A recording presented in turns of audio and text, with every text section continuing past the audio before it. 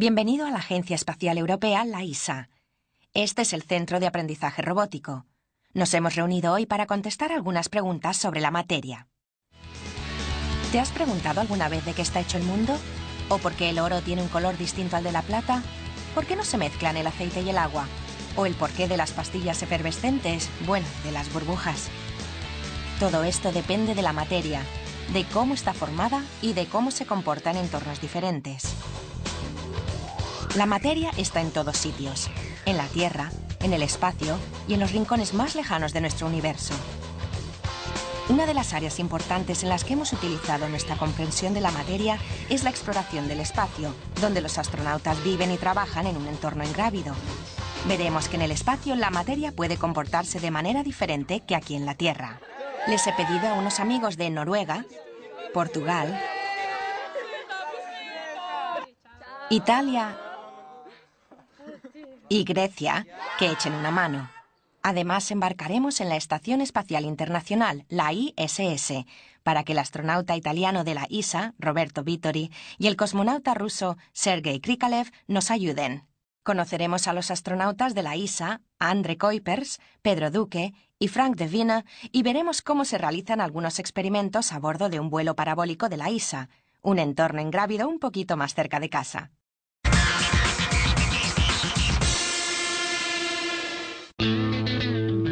Oye, chicos, eso parece interesante. Intentando acrobacias, ¿eh? ¿De qué se trata, Roberto? ¿Signos de más y de menos? No estaréis haciendo matemáticas, ¿verdad? El signo de más y el de menos se juntan, pero no parecen llevarse bien los dos signos de más. Estas demostraciones tienen todas que ver con la estructura de la materia. Bien, ¿qué es la materia? Bueno, todo lo que tiene masa y ocupa espacio es materia. Como veremos después, la materia tiene 3 estados distintos y muchas propiedades. Lo asombroso de la materia es que lo forma todo. El sol en el cielo, el agua en tu piscina. Todo, distante o cercano, pequeñísimo o inmenso, está hecho de los mismos elementos básicos. Así que estamos hechos de la misma materia que las estrellas. Ahora bien, podemos ver claramente que esta alumna y su bicicleta no son iguales. La razón es que la materia de la alumna y la materia de la bici están organizadas de distinta manera. Así que, ¿de qué está hecho todo? Son demasiado pequeñas para ser vistas, pero comprimidas en este solo vaso hay 100.000 trillones de partículas pequeñísimas llamadas átomos. Hay más de 100 tipos diferentes de átomos. Cada uno es característico de un determinado elemento. Aluminio, hierro, carbón y plata, elementos que probablemente conocéis. Cada letra representa un elemento diferente. La O aquí representa el oxígeno, la H representa el hidrógeno. ¿Pero qué es un átomo? Los átomos mismos están hechos de elementos aún más pequeños, llamados partículas subatómicas. Si estos modelos fueran 2 átomos distintos, la diferencia principal entre ellos sería el número de elementos que utilizamos. Hay 3 tipos principales de partículas subatómicas: el neutrón, el protón y el electrón. Estas partículas tienen una carga eléctrica. El protón es positivo, el electrón es negativo y el neutrón, bueno, no tiene carga. Las cargas eléctricas se comportan de cierta manera. Aquí, Vittori es una carga negativa y Sergei una positiva. ¿Qué pasa? Y ahora tenemos 2 cargas positivas. La reacción parece diferente. Esta es una ley fundamental de la naturaleza. Las cargas del mismo tipo se repelen, mientras las cargas opuestas se atraen. En cada átomo, los protones y neutrones de más peso están apretados en el centro del átomo, que se llama el núcleo y que está cargado positivamente. Los protones atraen a los electrones, que son más ligeros y cargados negativamente. Sin embargo, no se ven atraídos hacia el núcleo porque viajan a una velocidad suficientemente alta como para girar en torno al núcleo, tal y como la ISS gira en torno a la Tierra. Aquí, los alumnos están representando el átomo de hidrógeno en el que un solo protón forma el núcleo. Cuidado, esta demostración no está a escala. Las distancias entre las partículas subatómicas verdaderas son colosales. Imagínate que este protón es un hueso de cereza en el centro de un estadio de fútbol y que el electrón es una mota de polvo flotando por las graderías. Así te haces una buena idea de las distancias relativas dentro de la estructura atómica. Los electrones tienen mucha más libertad para moverse y por eso influyen en la manera en que los átomos se combinan para formar materiales distintos. Lo que distingue a un átomo de carbono de un átomo de helio es el número de protones que contiene cada uno. Los átomos son neutros porque suele haber tantos electrones como protones. Observemos este átomo de helio. Hay 2 electrones girando alrededor del núcleo. En el núcleo hay 2 protones y 2 neutrones. El número de protones y electrones es el mismo, de modo que la carga total del átomo es neutra. Pero si un electrón se despista, nos quedamos con un ion positivo de helio.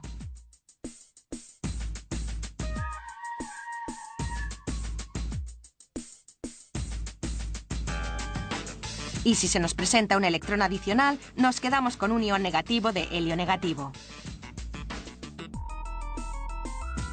Las cargas juegan un papel importante, no solo en la estructura atómica, sino también en el modo en que reacciona y combina la materia. Y mucho de lo que aprendes en las clases de química y física está basado en la carga eléctrica. Cuando los átomos se unen, el resultado lo llamamos una molécula. La distribución de los átomos para formar una molécula se llama la estructura molecular. 2 átomos de hidrógeno, por ejemplo, constituyen una molécula de gas hidrógeno.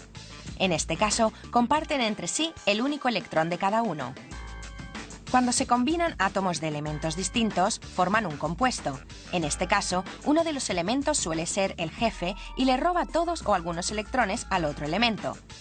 Ejemplos de compuestos son el agua, hidrógeno y oxígeno, la sal, sodio y cloro, y el dióxido carbónico. Sí, has acertado, carbono y oxígeno. Cada pelota es un átomo y el palo representa la atracción entre ellos. Como puedes ver, cada molécula tiene una forma distinta. El gas hidrógeno tiene un aspecto muy diferente al de la molécula de agua. La forma de las moléculas afecta el modo en que se combinan y reaccionan unas con otras. Los átomos también se combinan en grandes estructuras ordenadas que se llaman cristales. Al hacer cristales, puedes observar tú mismo cómo estos átomos minúsculos están distribuidos en un compuesto. Lo único que tienes que hacer es hervir azúcar y agua en una cacerola y dejarlo enfriar. Las estructuras cristalinas obedecen a las mismas leyes en el espacio, pero hay una diferencia. Tranquilo, Roberto. Está agitando el contenedor de elementos para que la fricción cargue las esferas dentro. Las esferas blancas se cargan negativamente, mientras que las esferas transparentes se cargan positivamente. Las esferas se organizan en el espacio con arreglo a estas fuerzas eléctricas. Podemos observar cómo se autoconstruyen estructuras por esta atracción y repulsión. Pueden formar cualquier cosa, desde grupos sencillos hasta ordenaciones complejas que incluso pueden llegar a constituir una formación cristalina. En estado de ingravidez, estas estructuras no crecen en ninguna dirección determinada, sino que se generan uniones en todas las direcciones. En la Tierra, a causa de la gravidez, las estructuras se forman de otra manera. Las esferas cargadas se organizan en una capa horizontal y bidimensional porque la gravidez tira de ellas hacia abajo. En la Tierra, distintos tipos de cristales pueden crearse utilizando componentes corrientes como la sal, el azúcar y el hielo. Ese azul tan hermoso está hecho de sulfato de cobre. Necesitarás un laboratorio para hacerlo. ¡Muy impresionante! ¿Ves cuánto se distinguen sus formas? Es porque se han utilizado elementos diferentes y cada elemento tiene una estructura cristalina distinta. ¡No comáis tantas golosinas! Esperad a que hayamos comido. Aquí puedes ver cómo se empaquetan las chocolatinas para que ocupen el menor espacio posible. Este sistema de embalaje económico es lo que les pasa a los átomos en un sólido. Por supuesto, los átomos y las moléculas no siempre están cerca el uno del otro. Puede haber mucho espacio vacío dentro de una estructura molecular. Aquí, el café se está disolviendo en el espacio vacío entre las moléculas de agua. Esto pasa porque las moléculas de agua no están empaquetadas tan densamente como estarían en un sólido. El café se difunde desde un área de concentración alta hacia un área de concentración más baja. Desde las piedras hasta las estrellas, desde la sal hasta la nieve, desde los electrones hasta los átomos y las moléculas, la materia puede organizarse de varias maneras para crear un número casi ilimitado de materiales con propiedades distintas. La variedad es realmente asombrosa. Ahora veamos cómo se comporta la materia en entornos distintos y bajo condiciones bien distintas.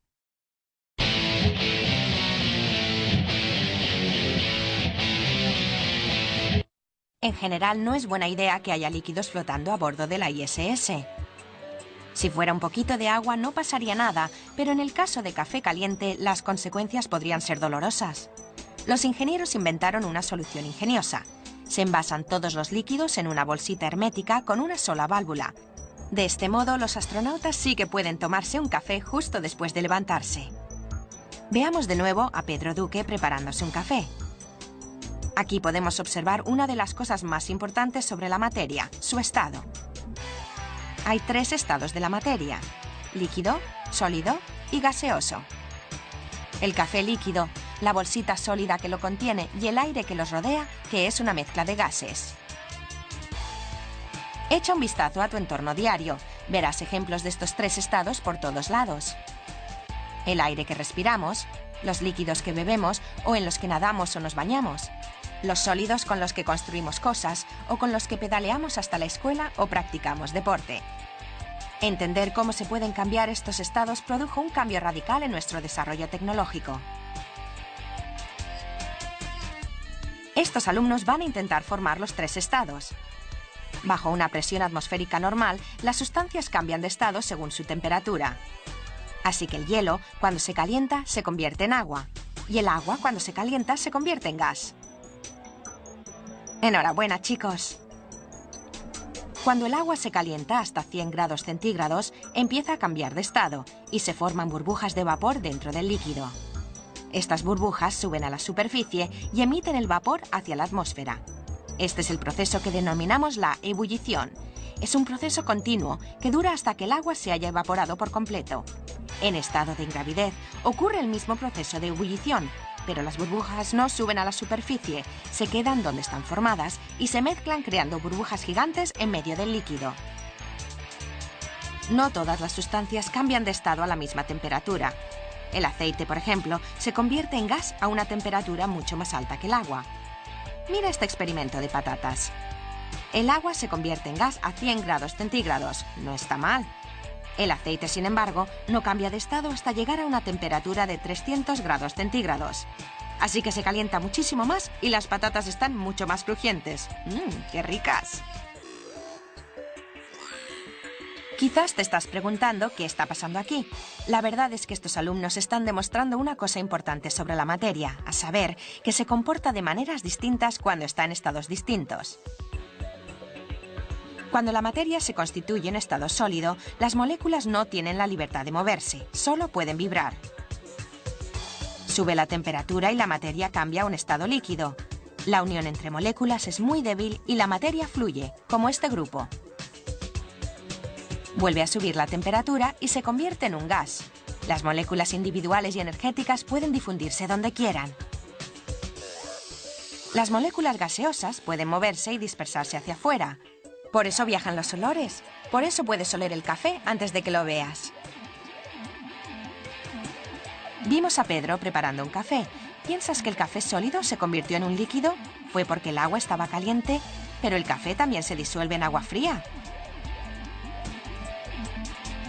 El café no está cambiando de estado. El café es soluble y se disuelve en el agua. No todos los sólidos son solubles. Intenta disolver una pelota de plástico en la lluvia, por ejemplo. Un líquido que disuelve sólidos se llama un disolvente.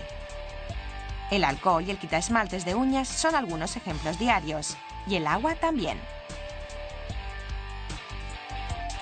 Un sólido que se disuelve en un solvente se llama un soluto.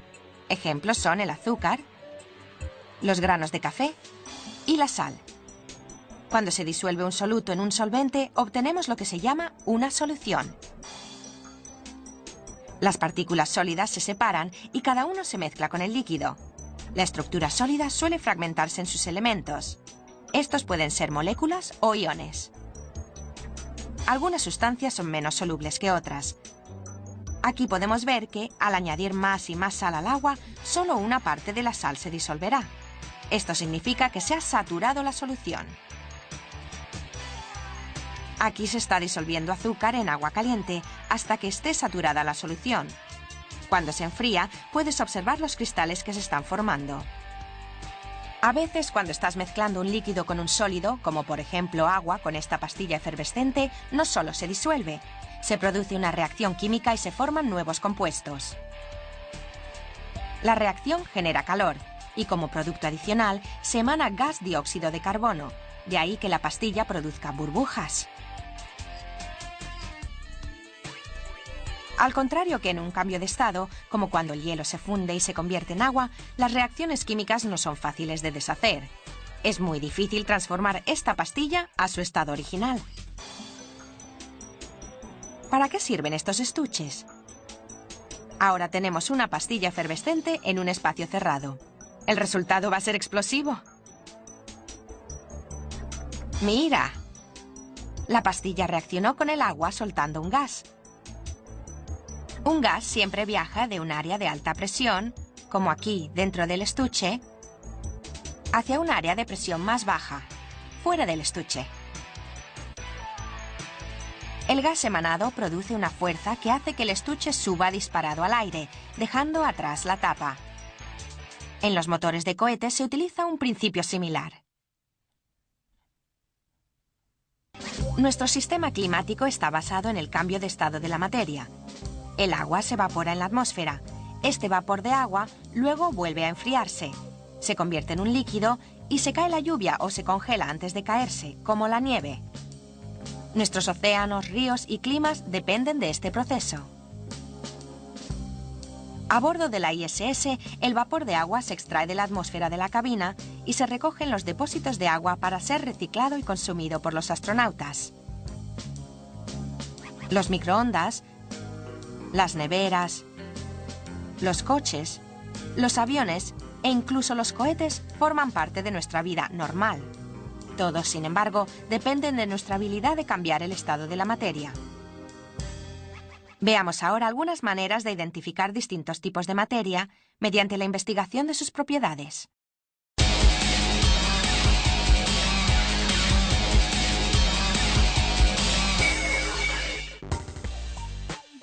La materia no solo se varía en función de su estructura molecular o atómica. Pequeñas diferencias al nivel atómico resultan en grandes diferencias en el mundo diario. Estas diferencias se pueden observar y medir atribuyendo propiedades distintas a tipos de materia distintos. Una de estas propiedades es la densidad. La densidad es una medida de masa por unidad de volumen. Cuanto más alta la densidad de un objeto, mayor es su masa por unidad de volumen. En otras palabras, este volumen de mercurio tendrá la misma masa que este volumen muchísimo más grande de agua. Una pelota de metal macizo tiene una mayor masa que una pelota ping-pong o una pelota de madera maciza del mismo tamaño, porque los metales son más densos. ¡Refrescos! El zumo y el agua tienen dos densidades diferentes. El zumo permanece cerca del fondo del vaso ya que es más denso. La capa de agua permanece arriba. Pero es muy fácil volver a mezclar el agua y el zumo. La miscibilidad, o la habilidad de mezclarse, es otra de las propiedades de la materia. Decimos que dos sustancias se mezclan si pueden disolverse entre sí y si están presentes en la misma proporción en toda la mezcla. Sustancias diferentes se mezclan de maneras diferentes, principalmente por la forma de las moléculas. El vino y el vinagre tienen moléculas de forma parecida que producen conexiones eléctricas fácilmente, por lo que se mezclan muy bien. El aceite y el agua, por otro lado, tienen moléculas de forma bien distinta. Esto significa que las moléculas de aceite prefieren permanecer juntas en vez de mezclarse con las de agua y viceversa. Además, el aceite es menos denso que el agua y flota sobre ella. El aceite y el agua pueden mezclarse hasta cierto punto, pero en la Tierra siempre volverán a separarse por la gravedad. El aire y el agua tampoco se mezclan. ¿Qué pasa en estado de ingravidez? A bordo de este vuelo parabólico vemos una botella que contiene aire y agua teñida de violeta. Cuando empieza la fase de ingravidez del vuelo, puedes observar que permanecen separados, pero el aire suele formar una burbuja atrapada dentro del agua. Aquí, a bordo de la ISS, observamos lo mismo. Elementos y compuestos diferentes también pueden distinguirse por su color, y a menudo el nombre de un color tiene su origen en un elemento. Así, por ejemplo, oro, plata y cobre son colores cuyo nombre deriva de estos tres elementos. Otra propiedad de la materia es la tensión superficial. Esta es la causante de que la superficie de un líquido actúe como una capa elástica muy fina, lo que explica por qué a veces puedes llenar en exceso un vaso de agua sin que el agua se derrame. Aquí, la fuerza de atracción entre las moléculas les permite quedarse juntas en vez de derramarse. La tensión superficial explica por qué el agua forma gotas. Es aplicable a todos los líquidos y en el espacio, donde no haya gravidad contra la que luchar, lo podemos observar mejor. La tensión superficial también explica por qué los insectos pueden caminar sobre el agua. Veamos el porqué. Esta hoja de papel de aluminio es más densa que el agua, pero cuando se extiende sobre un área lo suficientemente grande, la tensión superficial del agua la mantendrá a flote. Cuando doblamos la misma hoja para que cubra la mitad del área, la tensión superficial sigue soportando el peso de la lámina de aluminio. Si volvemos a doblarla otra vez, y otra vez y otra vez, el área cubierta por el papel terminará siendo demasiado pequeña, y la tensión superficial del agua ya no podrá soportar el peso del papel de aluminio. Mira esto. Solo es agua teñida de violeta, pero puedes ver cómo la tensión superficial ayuda al agua a formar una capa fina. Esto pasa porque en estado de ingravidez, sin que haya gravidad que las separe, la atracción entre las moléculas de agua las mantiene en su lugar. En la Tierra, este experimento es un fracaso total. No puedes hacer pompas con agua normal. Es que no forma una película a no ser que utilicemos jabón. Puedes crear cientos de burbujas al mezclar el vinagre con el bicarbonato de sodio. Pero no duran mucho. Una vez creadas, las burbujas vuelven a pasar al estado líquido. Esto pasa porque la gravedad rompe las burbujas, separando las moléculas y atrayéndolas hacia la Tierra. Hemos visto que la materia se forma y se comporta de muchas maneras extrañas y maravillosas. La materia está hecha de partículas subatómicas pequeñísimas. Estas pasan a formar los átomos, que dan lugar a más de 100 elementos. Estos elementos pueden formar moléculas y compuestos. Las cargas eléctricas juegan un papel importante en cómo la materia se distribuye. La materia puede tener tres estados distintos: sólido, líquido y gaseoso. Los átomos bien empaquetados en los sólidos vibran, en los líquidos pueden moverse con más libertad y en los gases pueden difundirse. Como hemos visto, podemos caracterizar distintos tipos de materia por sus propiedades, como la densidad, la miscibilidad, el color y la tensión superficial. La materia existe desde aquí hasta los confines del universo. Es la conexión entre nosotros y todo lo que nos rodea en el mundo, ligándonos con nuestros vecinos más lejanos, las estrellas.